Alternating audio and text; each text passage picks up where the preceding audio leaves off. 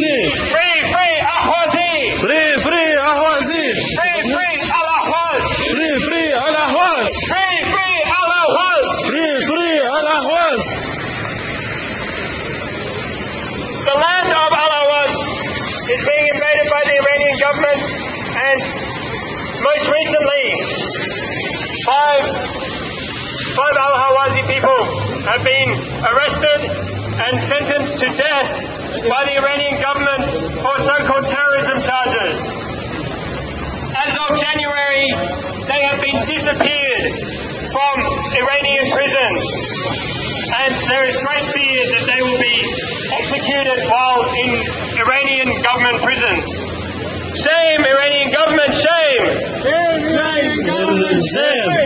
Our first speaker today, Ali Jofi, who is a member of the Al-Ahwazi community. Al-Ahwaz is located southwest of Iran, southeast of Iraq, and bounded on the north and east by mountain of Zagros, Chad.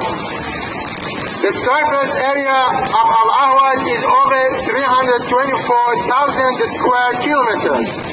The population of Al-Ahwaz between 8 or 10 million Arabs. Ahwaz is known to be the land of Elam.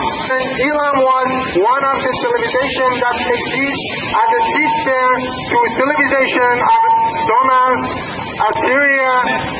Finally, Ahwaz emerged to be the first emirate to liberate itself from the Mongol rule under the rule of Muhammad ibn Salah Mushashari, who only extended his rule on Al-Ahwaz of Arabian Gulf. And after that, in 1619, Ka'ab took the power and they established Ka'ab al-Banasir Emirate. That ruler again was overtaken by al-Bukasir, who will predominantly ruler for Al-Ahwaz until the time of occupation by the Persian. In the 1925, when the last Amir Sheikh Khaz'al al-Jabr was deposed by the Persian general Reza Khan, who later became the king of so-called Iran. Al-Ahwaz well. In 1908, the first oil well uncovered in Middle East was in Al-Ahwaz. Al-Ahwaz is the name heart of Iran. Iran exports more than 5 million barrels petrol a day.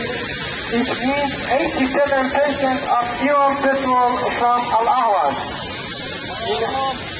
In addition, 95% of Iran gas are also from Al-Ahwaz. Ahwaz has a 5 river. 47% of Iran's water is from Al-Ahwaz. Thank you very much, Ali. Free, free Al-Ahwaz! Free, free Ahwaz! Free, free Al-Ahwaz! Free, free! Down with the Iranian dictatorship! Free, free Al-Ahwaz! Down with the Iranian dictatorship! Free, free Ahwaz! Down with the Iranian dictatorship! Free, free Ahwaz! Down with the Iranian dictatorship! Free, free Ahwaz! Thank you. Our next speaker is Tracy Foley from Amnesty International, who's been a long-time advocate for human rights. Please make her feel welcome. Thank you for inviting me along today. I'm going to talk to you today about the cases of the 5 men we're here representing, but there's probably very little I need to tell you guys. You probably know more about this than me. Amnesty has been supporting this campaign and calling for the freedom of these men, for these men to be able to access a fair trial,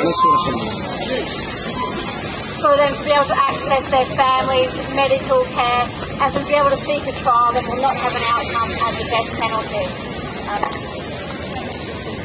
Muhammad Ali Amouri, brothers Yaba and Mokhtar al-Bashoka, teachers Hassan Shabani Amouri and Hadi Rashidi and their families must be going through an awful time right now.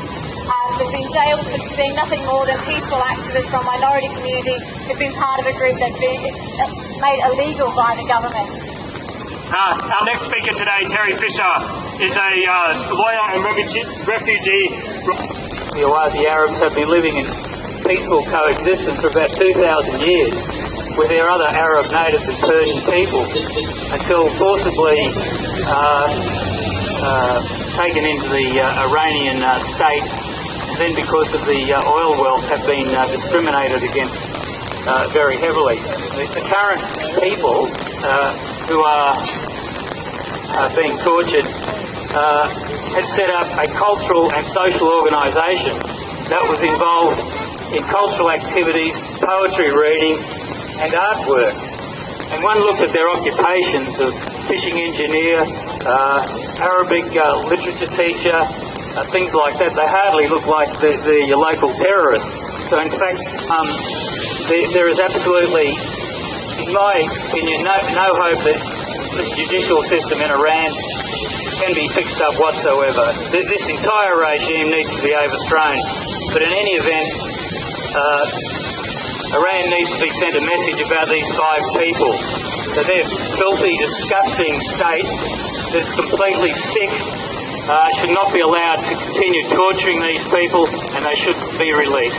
And the Australian government should be sending representations to that effect. Thank you. Free Al-Ahwaz! Free Al-Ahwaz! Free Al-Ahwaz! Free Al-Ahwaz!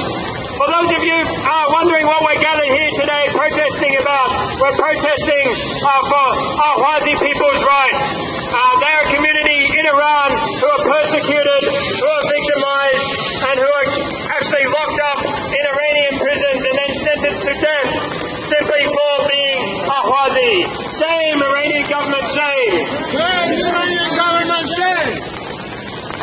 Our next speaker here today, Charles from the Greens, he's standing in the federal seat of Ryan over in Indooroopilly. Please make him feel welcome. Today our focus is the fate of 5 individuals.